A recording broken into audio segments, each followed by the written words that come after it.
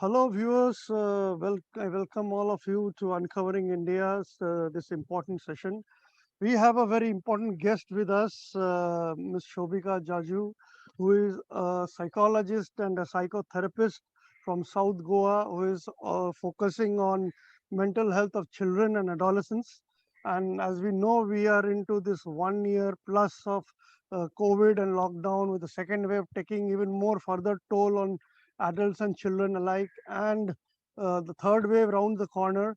In this context, we have Ms. Jaju with us, who's going to take us through the journey of last 1 year in terms of mental health, what kind of trends and impact we have seen on the children and adolescents, not only from Goa but also from outside, and what are we expecting in the third wave, and what is happening in the second wave in comparison to the first wave, and she will tell us how to prepare about the upcoming threats of ongoing COVID pandemic. So I welcome you, ma'am, to this session with Uncovering India. Hope you are doing well. My heartiest congratulations to the stellar work that you are doing to help children and adolescents cope with these difficult times. So tell me, ma'am, Thank you. Thank you so much. how has been the year 2020? And when we are talking about the second wave, how do we stand in comparison to the first wave in terms of impact of Right. COVID, lockdown, and other allied issues in terms of impact on psychology of children first and then the adolescents? Okay.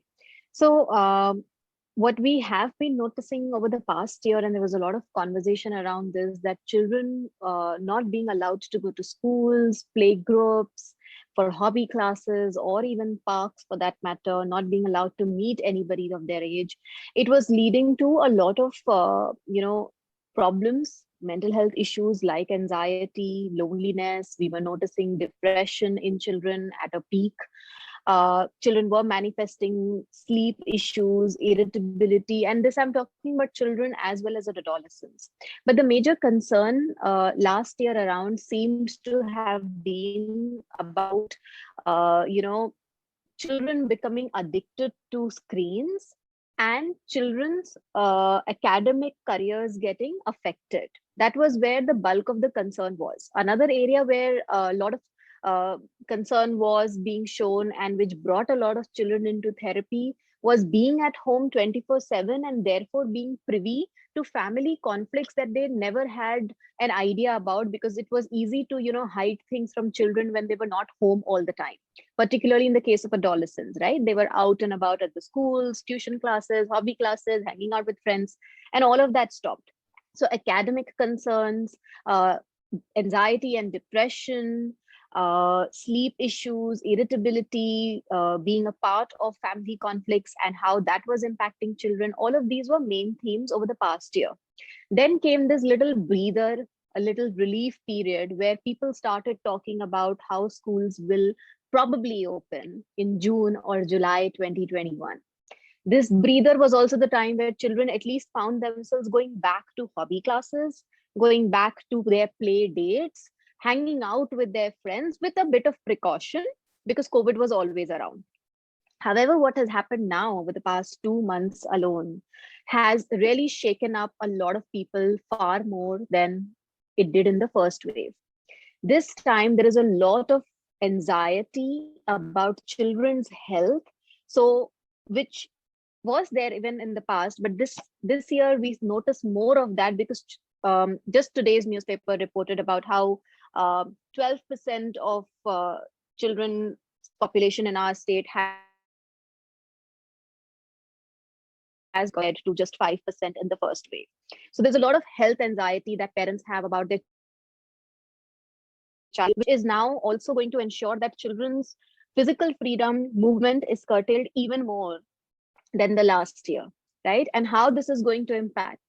One, obviously, this is going to just magnify the impact of the pandemic in a negative sense. And now we are moving beyond the academic concerns alone, and it is more of social anxiety, issues related to depression, sleeplessness.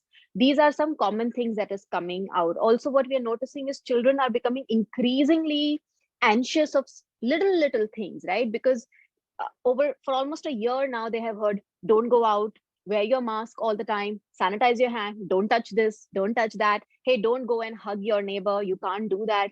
So now children are kind of just learning that behavior, and it's becoming a part of their existence. It's just becoming a part of how they interact with the world around them. And this is very true for the younger children, the 2 to 5, 6 years old. And for the adolescents, this is now they are being put into that space where it seems like this is never going to end. At least that's what a lot of my adolescent clients bring into therapy, that this is never going to end. And there's a lack of motivation on about wanting to continue to study, to even maintain friendships with people, with their classmates. Because what's the point? I'm never going to meet anybody. What's the point of studying? Exams are not taking place. So that lack of motivation and overall sense of um, pointlessness is setting in, I think, with this continued pandemic and obviously increased restrictions in the wake of the second wave. Can you give us some idea in numeric terms, in terms of, say, distress calls regarding children and adolescents that or physical therapy that you provided last year, and what has happened in last 2 months? Do you see a definite shoot up in numbers and the severity of the issues that are coming in front of you? Right. There's definitely been an increase in the number of parents coming forward to, schedule counseling sessions for their children and for their adolescents. Unfortunately, we were just, resuming our physical in-person sessions at the clinic over the past 3-4 months before April. And now for 2 months, we are again completely back to an online format, right? So it becomes difficult to work in an online format with really small kids. With adolescents, yes, there has been a lot of work that's going on with adolescents in an online therapy format. And one of the major issues with most adolescents are presenting into therapy is a lack of motivation on wanting to do anything, lack of motivation about academics, about, we're maintaining relationships with family or friends. So there has been an increase. And I would say that where previously I would work directly with, let's say, one adolescent client a day, because I also work with adults and a lot of my sessions get taken over by the adult segment. Now I'm seeing at least 8 to 10 adolescent clients on a weekly basis. So you can just imagine the amount of increase that has happened. And I'm very sure that this must be true for my colleagues too, who work with adolescents, where the distress calls have increased, the counseling sessions with this segment has increased. With children, it's a different matter altogether, because small children, there's only so much you can do with them online. And they already parents are already finding it difficult for small children to go sit through online classes, online hobby classes, online summer camps. So online therapy for very young kids is not something that a lot of parents are opting for, but parents come into counseling wanting to understand what can they do to make things better for the child at home. So, adolescents, you said that there is a definite trend of lack of motivation to do anything constructive because of the factors that affect them. But adolescents are more expressive and can speak out. But what about the children who Yes, themselves don't know what is hitting them, yet it is impacting them and they can't exactly, express it? exactly. So, Yes, what kind of yes. problems do you think the children are facing internally with the extended lockdown and extended COVID, and now with the newspaper reports and television news beaming visuals of fires burning and dead bodies being carried? So it must be also impacting the children's psyche. So, do you see withdrawal Absolutely, symptoms or irritability cases increasing? What is the cases that you are absolutely. seeing in children? Right. So you have mentioned a very important point here that young children may not be necessarily able to verbalize what they are feeling or directly ask for what they want during these difficult times. So the irritability is one very common sign that a lot of children may exhibit right now. You know, irritability, temper tantrums, hitting themselves, screaming when they don't get what they want, clinging to the primary caregiver, clinging to the mother, the father, whoever the primary caregiver is all the time, wanting that sense of safety and security, you know, by constantly being all touchy feely with the primary caregiver. These are just some ways in which small children communicate their anxiety. Saying no to things that they used to like previously, getting scared of things that they used to like previously. These are some ways. If your child is behaving like this, then you know that there are, you know, you need to spend some time with your child. Now it will be very difficult to ask the child directly, tell me what is bothering you, right? Because they don't know that, and that's why they are communicating in the language that they know. So it would help for parents to, you know, sit with the child, do play activities, draw things together, and just be around the child so that the child knows that the world is still safe.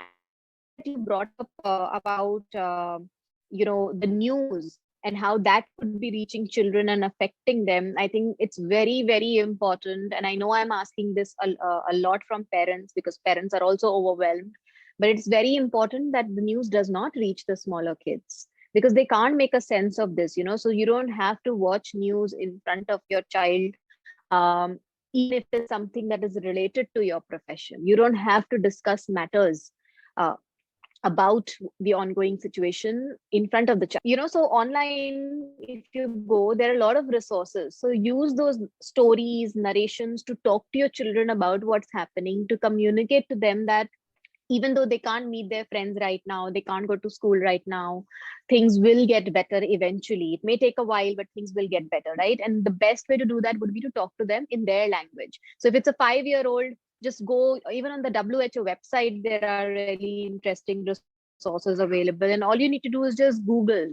how to communicate with my child about the COVID situation, and you'll get really nice uh, audio visual books that you can share with your child about what's happening. So I think it's important to be aware and watch out for the signs that your child may be showing, like irritability, temper tantrums, and everything that I've mentioned, and spend time with your child to understand themselves. You know, I often tell parents that one of the best things to do is put yourself in your child's shoes. Think of yourself as a 5-year-old who cannot step outside the house, and even if when they do step out of the house, they are constantly told what to touch, what not to touch, and keep putting the mask on and keep using the sanitizer. If you were that 5-year-old, how would you have felt? Your child is probably feeling just that. So we have to look at things from the children's perspective and not just from our perspective, and that will help us understand the child better. Therapy or no therapy, right now, what matters is how, as parents, we spend time to understand what the child may be experiencing. One thing that I wanted to know that with the constant bombardment of these visuals of dead bodies and COVID patients crying and all this newspapers and television channels flashing images all around, how detrimental can it be to the psychology of these children and adolescents both? And what parents can do to because even now they have mobile phones in their hand, mobile phones also are streaming same kind of images. So how do we block how do parents block access to such visuals for containing the damage on the psyche of children? Right. So for younger children, it's obviously easier because you can just ensure that you don't watch these, you know, you don't consume these things on your devices in front of the child. For adolescents, it becomes a little tricky because they have access to all of this, as you pointed out, on their fingertips anyway. So it would be very important to, you know, communicate to the adolescent that they don't have to watch these things. Right now, a lot of young people, particularly in the age group of 14, 15, 16, are feeling that they must be at the helm of what's happening around, because, you know, this is the time also that they form their opinions on their own. But as a parent, you can have that communication that right now, talk to your child, talk to your adolescent, that right now, if they are getting overwhelmed by seeing everything that's happening online, by seeing all those visuals, they can skip it. They don't have to watch it. So I think conversation between the parent and the adolescent is very, very important. For younger children, it is best to just avoid consuming media in front of them yourselves, because if you don't consume, the child will also probably not be consuming it. And if the younger child also has a phone that they can have access to and they can watch anything on that, then you can just set in your child locks, which the phones allow. Yeah, right? Websites and apps can be blocked where they could be accessing that kind of an information directly. Because coming to the first part of your question now, we need to understand that children and adolescents uh, absorb the information that is coming to them differently depending on the different developmental trajectory that they are on. So if I am a 6-year-old and I am seeing bodies burning and people screaming and shouting or crying and howling, it is somewhere going to impact my sense of how safe or unsafe the world is likely to be for me. And it is going to threaten that sense of security which I may be trying to develop in my growing up years. And similarly, for an adolescent, uh, the adolescent may view this as something that could happen to them, something that could happen to their parents. So again, the sense of safety is getting threatened. But in an adolescent's case, they end up personalizing it more. Sometimes, again, depending on the adolescent's worldview and how they have been dealing with things, some adolescents are able to say that, okay, this is happening to somebody else. But for younger children, they're not able to disconnect. For them, that's the reality. Like, to give you a very simple example of what I'm trying to say, younger children, grades 2 or 3, when they watch these cartoon shows, for them, those cartoon shows and the people in those shows are real people. If you ever talk to a young child, they talk about these cartoon characters as if they are real people who are part of their life. So that distinction between what is reality, what is fiction, what is uh, part of my immediate environment, and what is happening in the world, that a small child doesn't have. So it's very important that they're not exposed to this material at all. And older adolescents, again, communication comes here, because it's obviously there's going to be some impact. It just depends on what and how they are consuming the information, what they are seeing their parents talk or communicate in front of them. So that's going to leave an impression here. How do parents deal with children or youngsters who are losing their friends, losing their parents? They get this news because more and more younger population is getting affected, and we are seeing every day we are Yes. getting news. Somebody's brother, somebody's father, somebody's mother is losing his or her life. Somebody's grandparent is going. So this kind of news when breaks into the family, how do we tackle this kind of news when it? Right. You have brought up a very sensitive point, and this is actually a reality right now. Because, and particularly for adolescents who have these WhatsApp groups and stuff, they are directly being made aware of the loss in somebody else's life. And when such a news strikes home, and we all know someone who has lost a loved one, and a lot of people have lost a loved one in the family themselves. So when something like this is happening, a news like this is coming, it's very important that the grief is acknowledged and processed. Typically, what do we do as Indian parents? We assume that बच्चों को तो फर्क पड़ेगा ही नहीं, right? We assume that children are not going to have the emotion of grief, or they are not going to be affected. And we just tell our kids, it's okay, don't worry. We have to acknowledge that grief is a very real emotion. And the constant loss that we are, or the child may be hearing, the adolescent may be hearing about another friend losing parents or grandparents, or just generally being exposed to this news of someone losing somebody, is very critical. And it can have a critical impact on the emotional uh, life of your child and adolescent. So it's very important to hold the grief together, have a space where you can sit down with your children and talk to them, do activities to process the grief together. For example, writing letters, journaling down your thoughts about how you're feeling, coloring, meditating. These activities just allow us to, take a pause and connect with our emotions rather than brush them apart. So I think it's important that parents acknowledge that children can feel the grief. Talk to them about it. Ask your child, is there anything you can do to help them deal with this loss that they are feeling? It it could not be a big thing according to you if it is, like a friend's friend, uh, parent or grandparent losing their life, but it could be impacting your child, because for them, once again, look at this, how this could be working out.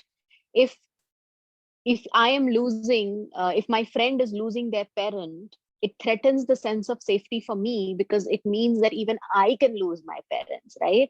So that's the parallel that happens in the thought process, which makes the whole process of grief even more difficult to work through. So I think holding hands and understanding that this is a collective grief that we will be working on will really help both the parents and the child, particularly if there has been a loss in the family, or if it has been a loss that you have only heard about, but it's still impacting you. Now we are hearing about the third wave, which is supposed to Mhm. hit the children specifically. Now, children who will suffer and those who will recover after suffering through the process, what kind of impact, lasting impact it would have on their psyche if the cases are more severe? And what will be the challenges that will come in the third wave, and how do we prepare for it? Right. Um, we are hearing these reports that there will be a third wave, and that the third wave is going to impact children uh, more strongly. And that's like really, really unfortunate. You are a parent, I am a parent, and I'm sure that a lot of people listening in would be parents themselves. And just the mere thought that something like this could be happening is overwhelming. So it's very important that as parents, we try to prepare ourselves emotionally first, that if something like this were to happen to our children, we have to be there for them to deal with it. Managing COVID for a child or an adolescent is going to be far more difficult, particularly for younger children, because you cannot isolate them in a room in the house and expect them to look after themselves for 14 days. The family members can sit together and discuss that who is going to be that parent who will be the primary caregiver if at all children at home were to contract COVID. Because it is very important to have all of these discussions when we are not in that negative headspace entirely. Because once, I mean, you cannot even, say, I mean, that, okay, how will things be when children start getting COVID, more and more children get COVID, right? Because to even imagine that is so difficult. So it's important to have these discussions of who will be the primary caregiver, where will be the isolation being done, what will be the emergency contacts. Talk to your pediatricians, far ahead. See if there are any protective multivitamins or medications that can already be given to the children, just to build up their immunity better. Because as adults, we are all rushing to get our vaccinations, but for kids there is not even a vaccination right now, right?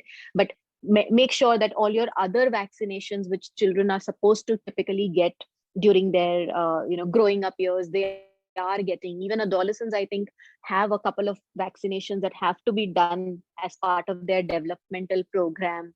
So make sure that at least these things are being done. Don't be in a rush to send your kids out of your homes. Let this settle down. Let closer to the end of the year, we will have more clarity about the third wave, the kind of symptoms, or more and more information is coming out, so we will have more to prepare ourselves with. So I think this is very important. How this is going to affect children mentally, I think once again, all of this is just compounding that negative impact on the mental health of children right from the day one of lockdown. Um, and the longer this continues, the more negative the effects are going to be on the child. And every child is different. Some children are already reporting excessive social anxiety. Some are just getting scared of every possible thing under the sun. Some are becoming irritable. More and more children are, feeling a sense of isolation, loneliness. All of this is happening. And the longer this continues, it is only going to get worse, right? So family support, ensuring that they also have access to their friends, at least digitally, if not physically, then that is going to ensure that at least there is some healing that happens. Even if your child is in isolation, uh, keep a structure ready for children, keep them occupied in activities, keep doing things with them, instead of just expecting them to figure it out on their own in a room, right? So it really depends on how, if at all, anybody's child or adolescent gets affected with COVID, how do they, um, the kind of support that the child and adolescent gets both physically and mentally, that will ensure the journey of healing after the COVID is over. And what is the long-term impact of this entire wounds heal, scars remain? So, what are the mental scars that will remain once the COVID subsides? But long term, in the growing years and in the adulthood, what kind of scars do you think these children will carry, and what would be the likely impact on their daily behavioral patterns in the long run? And how can that be dealt with? Um, right. See, one would obviously be that what is the kind of comorbidities that come out of this, because we do know that I don't want to take the name of any diseases here because I'm not a medical expert, but we do know that post-COVID, there are a lot of medical complications. Even in children now, they're noticing these kind of medical complications which are prolonged. So depending on the severity of the symptoms and what kind of medical, comorbidities the child develops, that will obviously have an impact on their social life, their academic lives, and long-term impact, mental health. I mean, uh, I think it's, to be very honest, I now feel that it is difficult to even imagine how how the children are going to come out of the overall emotional overwhelm that they may be dealing with because of this prolonged situation. It was not a 1 month or a 2 month thing. It's now more than a year. So we'll only have to wait and watch. But I know one thing, that if any child is feeling uncomfortable, overwhelmed, and they reach out to you as parents, be there for them. Don't ignore it. Don't think कि थोड़े बाद में देखेंगे. Your child needs you. And I guess only time will tell how each child is taking it emotionally, But yes, obviously anxiety, and other mood conditions, adjustment issues are likely to be present. We just have to see how much does it get manifested once things normalize. So, ma'am, what is your message for the community at large, the children, teachers especially? When the schools restart, these children go back to schools, the teachers are going to find it very difficult to tackle with these children their mood swings that they used to deal with the same children 1 year prior. And when they go back, what will be the challenges the teaching community will face, and what are your advice to them? Till now we have been talking about the parents, but the teachers who are now going to deal with these children, say another year later, what are they going to face, and what are your advice for them? I think it's very important. I would just like to give one suggestion here, that please be empathetic towards the children who may misbehave in the class, who may perform poorly academically, who may be a bit rude to you. I'm not saying that you ignore the negative behavior, but try be empathetic. Yes, we've gone through a lot over the past 1 year, and it has not been an easy journey. But try to look at things from the child's perspective, who's coming back into the classroom amid a lot of uncertainty, from we don't know what kind of atmospheres, we don't know what they must have gone through past year or so, we don't know if they themselves had to battle the illness. And therefore, I think as teachers, we just need to be prepared that it will take a little while for the classroom behavior of children to be the way it used to be before the pandemic. They will take time to settle down, and we can't also put a timeline to how long will the children take to settle down. Some may settle down in a week, some may settle down in a month or two, or some may not settle down at all. So be observant. Uh, As teachers, all teachers, are capable counselors. So talk to the children. If you need help of a mental health professional, of your own school counselors, pull them in. But please practice a lot of empathy towards the children, particularly the one who may be misbehaving or not meeting their academic targets. I think that's very, very important. And it's the only thing that I think I would like to share with teachers, because if this one thing can be done, it's going to really, really help. Thank you so much, ma'am, for giving your valuable time to Uncovering India and sharing your valuable inputs. We hope your suggestions and advice, when goes out to our audience, it will have a positive impact on them, and the requisite measures would be taken to mitigate the negative impact of this ongoing pandemic. Thank you so much for bringing me on board with this. I do hope that the talk will help the listeners, and all the best for all the wonderful work that you're doing with your YouTube channel. Thank you. Thank you, ma'am.